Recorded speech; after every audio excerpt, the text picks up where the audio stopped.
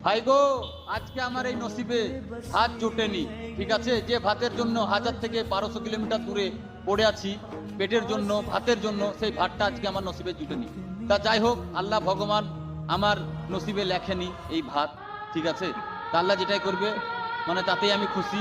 তা বন্ধুরা, যাই হোক, কিসের জন্য জুটেনি জানেন? আজকে আমার কর্ম হয়নি, সেই জন্যে। পকেটে পয়সা ছিল না, পকেটে পয়সা নাই। তা জীবনে যার পয়সা নাই ভাই, তার কোনো দাম নাই। তাই এই ইউটিউবে আমার আসার একটাই উদ্দেশ্য, ইউটিউবে শুনছি কিনা অনেক টাকা ইনকাম হয়, সেই কারণে কিন্তু আমি এসেছি বন্ধুরা। ঠিক আছে, হ্যাঁ, আর লাজ লজ্জা চোখ থেকে আমি তুলে দিয়েছি, প্রতি পর্দা তুলে দিয়েছি।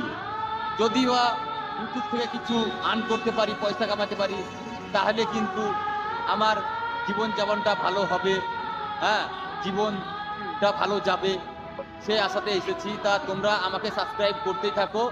যেই দেখবে, যেই কজনা, 10 জনা, 12 জনা, 100 জনা যারাই দেখবে আমার এই ভিডিওটা, তারা অন্তত সাবস্ক্রাইবটা করে দেবেন ভাই। ঠিক আছে, আমি খুব গরিব মানুষ, অসহায় মানুষ।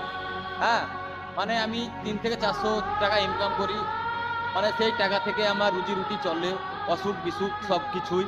তা ভিডিওটা যারাই দেখবেন একটু আমাকে সাবস্ক্রাইব করে আগে নিয়ে যাওয়ার চেষ্টা করুন বন্ধুরা, তাহলে হয়তো আমার দুঃখটা দূরে যাবে, কষ্টটা দূরে যাবে।